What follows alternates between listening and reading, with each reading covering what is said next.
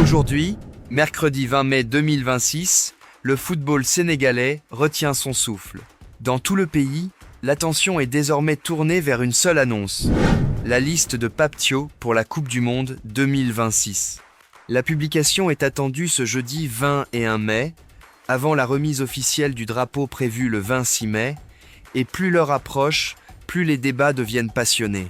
Dans les rédactions sportives, sur les plateaux télé, dans les groupes WhatsApp, dans les garages, dans les cafés, dans les quartiers et jusque dans les familles, chacun a déjà sa propre liste. Qui doit partir au mondial? Qui mérite sa place? Quel cadre reste indispensable? Quel joueur peut créer la surprise? Quel Lion risque d'être sacrifié au dernier moment? Une liste de Coupe du Monde au Sénégal n'est jamais une simple formalité. C'est un événement national. C'est un moment où le football devient conversation populaire, débat de passionnés, affaire de fierté collective. Pape Thiaw sait qu'il n'aura pas seulement à choisir 26 joueurs. Il devra choisir un équilibre, une hiérarchie, une identité, une vision. Il devra trancher entre l'expérience et la forme du moment, entre la fidélité au groupe et l'audace de lancer de nouveaux profils. Et dans un pays où chaque Sénégalais se sent un peu sélectionneur, chaque décision sera commentée, décortiquée, défendue ou contestée. Dans cette atmosphère déjà électrique, une voix ancienne est venue réveiller la mémoire du football sénégalais, celle de Ferdinand Coly.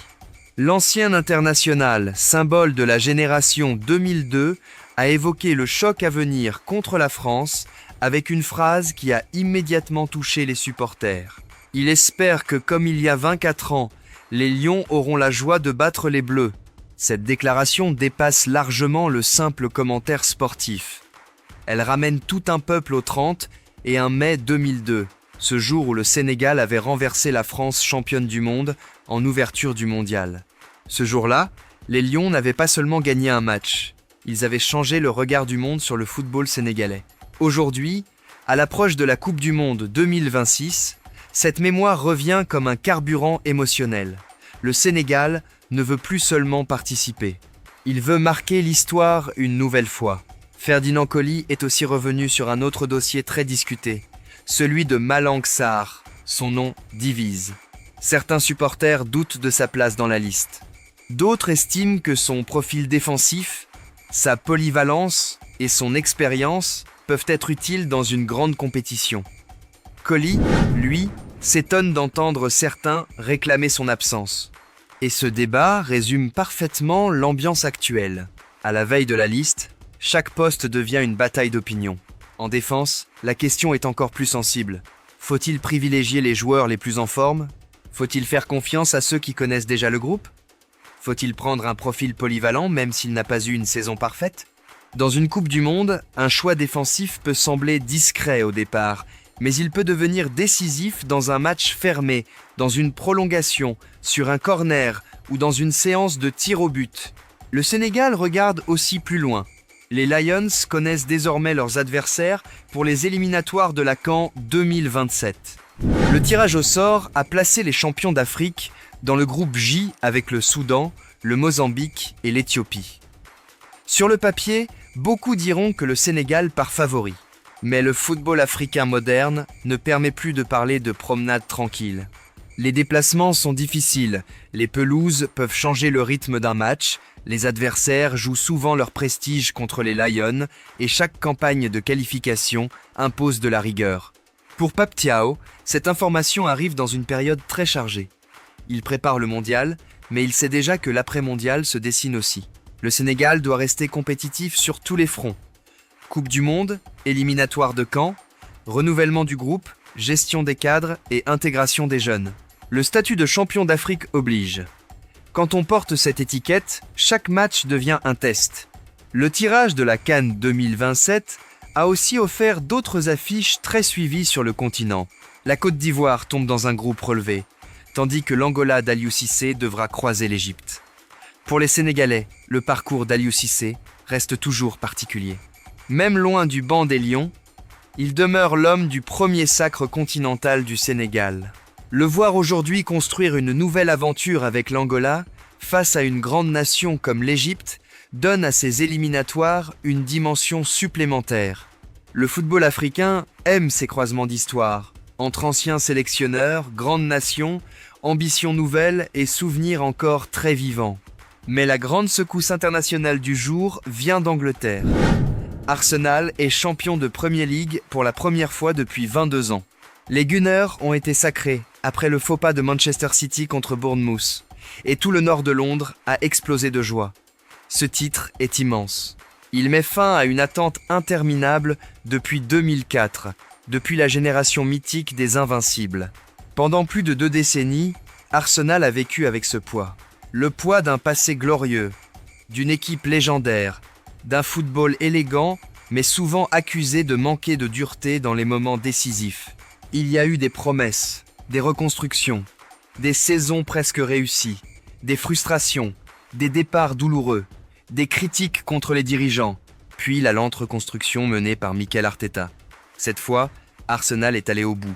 Et ce titre ressemble autant à une victoire sportive qu'à une réparation émotionnelle. Ce qui rend ce sacre encore plus fort, c'est la manière dont il est arrivé. Arsenal n'a pas été couronné dans un match tranquille devant son public. Les Gunners ont été sacrés dans une soirée d'attente, suspendus au résultat de Manchester City. Les supporters ont suivi Bournemouth contre City comme s'ils jouaient eux-mêmes la finale de leur saison. Chaque action de Bournemouth devenait un espoir. Chaque ballon de City devenait une peur. Et quand le faux pas de City a été confirmé, la fête a commencé. Autour de l'Emirates Stadium, les images racontent tout.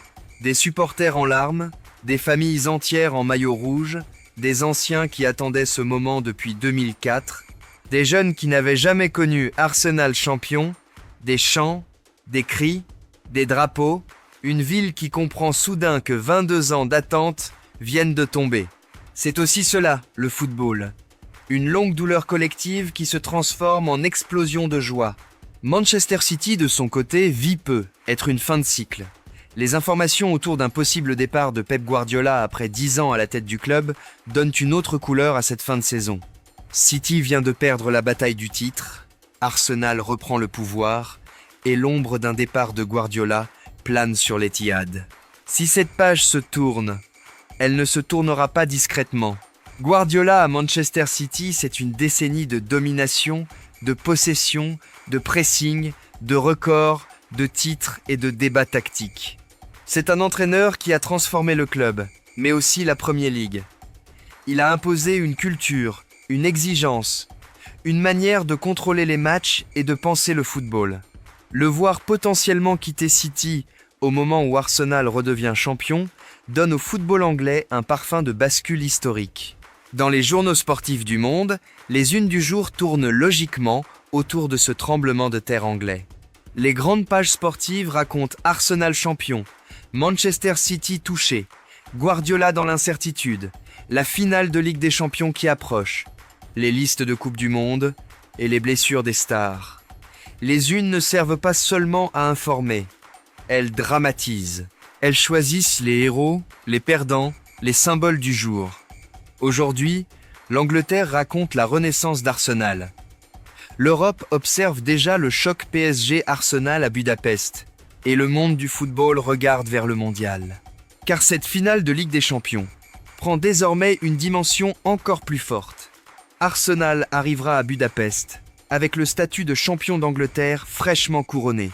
Le PSG, lui, arrive avec l'obsession de confirmer son nouveau cycle européen sous Luis Enrique. D'un côté, Mikel Arteta veut transformer une saison nationale historique en double consécration. De l'autre, Paris veut prouver qu'il n'est plus seulement une équipe de nom, mais une équipe de structure, de pressing, de discipline et de caractère. Ce ne sera pas seulement une finale entre deux clubs, ce sera un choc de récits. Arsenal veut devenir une puissance totale. Paris veut faire taire ses vieux fantômes européens. Arsenal veut montrer que son projet est arrivé à maturité. Le PSG veut prouver que son nouveau visage peut enfin conquérir l'Europe. Mais côté parisien, une inquiétude demeure. Ousmane Dembélé, l'attaquant du PSG, doit suivre un traitement pour une gêne au mollet droit, ressenti lors de la défaite contre le Paris FC. À quelques jours d'une finale européenne aussi importante, cette alerte est prise très au sérieux. Le staff veut rassurer, mais tout le monde sait qu'une finale se prépare avec les jambes autant qu'avec les nerfs. Dembélé est l'un des joueurs capables de faire basculer un match fermé. Une accélération, un crochet, un décalage, une percussion sur le côté, et tout peut changer. Pour Paris, le récupérer à 100% devient une priorité absolue. Face à Arsenal, le PSG aura besoin de joueurs capables de casser les lignes, de créer le désordre, de provoquer l'imprévisible. Et Dembélé fait partie de ces profils rares. Au Brésil, une autre grande histoire continue d'occuper la scène mondiale. Neymar. Carlo Ancelotti l'a nommé dans la liste du Brésil pour la Coupe du Monde 2026, malgré 3 années sans sélection. João Pedro et Anthony n'ont pas été retenus, ce qui rend ce choix encore plus commenté. Neymar n'est jamais un joueur comme les autres. Son retour en sélection ne parle pas seulement de football. Il parle de mémoire, de blessures, de critiques, de génie, de regrets, de marketing, de vestiaire et être de dernière chance mondiale. Certains supporters brésiliens voient cette convocation comme une évidence. D'autres y voient un pari sentimental. Mais une chose est sûre, dès que Neymar revient, le Brésil ne parle plus seulement de tactique, il parle de destin. Il parle de ce que Neymar a été, de ce qu'il peut encore être et de ce qu'il représente pour une génération entière. Neymar a aussi répondu aux critiques en affirmant qu'il se sent apte pour le mondial. Il estime avoir supporté beaucoup de commentaires injustes pendant son retour de blessure. Cette prise de parole est importante parce qu'elle montre un joueur qui veut reprendre le contrôle de son récit. Depuis plusieurs années, Neymar est souvent raconté par les autres. Trop blessé, trop fragile, trop médiatique, trop contesté. Aujourd'hui, il veut dire qu'il est prêt. Pour Ancelotti, l'enjeu sera de savoir comment utiliser ce joueur immense sans fragiliser l'équilibre collectif. Pour le Brésil, la question est presque existentielle. Peut-on tourner la page Neymar au moment même où il dit être prêt pour une dernière danse ? Une Coupe du Monde se gagne avec des jambes, mais aussi avec des symboles. Et Neymar reste l'un des plus grands symboles du football brésilien moderne. Le calendrier du jour est moins spectaculaire que les grandes soirées européennes, mais il reste important. À cette période de la saison, il faut regarder au-delà des affiches les plus célèbres. Les barrages, les fins de championnat, les compétitions jeunes, les matchs de préparation et les calendriers internationaux peuvent offrir des informations décisives, un joueur qui se blesse, un attaquant qui marque, un gardien qui se montre, un sélectionnable qui confirme ou qui disparaît au mauvais moment. Tout compte désormais. La Premier League, même avec Arsenal déjà champion, garde encore de l'intérêt avec sa dernière journée programmée le 24 mai. Crystal Palace contre Arsenal, Manchester City contre Aston Villa, Liverpool contre Brentford, Tottenham contre Everton, Sunderland contre Chelsea, ces affiches auront encore leur importance. Il y aura la célébration du titre, les places européennes, le maintien, les adieux possibles, les records individuels et les dernières images d'une saison anglaise qui restera marquée par le retour des Gunners au sommet. Pour Manchester City, le match contre Aston Villa pourrait aussi avoir une signification particulière si les rumeurs autour de Guardiola continuent de prendre de l'ampleur. Ce pourrait être un simple match de fin de saison. Mais ce pourrait aussi devenir une soirée d'adieu, ou au moins une soirée chargée de questions. Dans le football, les fins de cycle ne s'annoncent pas toujours clairement. Parfois, elles se sentent dans l'air, dans les regards, dans les silences, dans les conférences de presse et dans les réactions des supporters.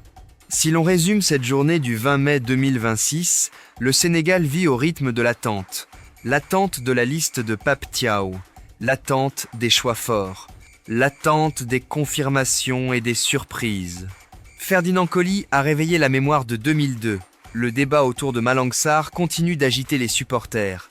Et les éliminatoires de la CAN 2027 dessinent déjà les prochains défis des Lions.